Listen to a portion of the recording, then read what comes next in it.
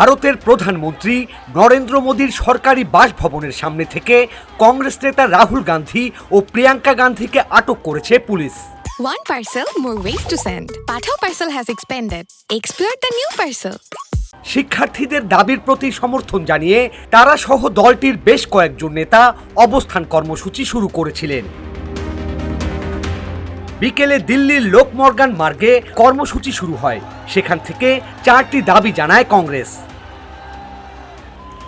কর্মসূচি চলার সময় সামাজিক যোগাযোগ মাধ্যম এক্সে পোস্ট দিয়ে নরেন্দ্র মোদী ও স্বরাষ্ট্রমন্ত্রী অমিত শাহ পদত্যাগের দাবিও জানান রাহুল। কয়েক ঘন্টা ধরে অবস্থান চলার পর দিল্লি পুলিশ ঘটনাস্থলে গিয়ে কংগ্রেস এমপিদের আটক করতে শুরু করে। একাধিক এমপি আটক হলেও রাহুল ও প্রিয়াঙ্কা গান্ধী সহ আরও কয়েকজন কর্মসূচি চালিয়ে যেতে থাকেন।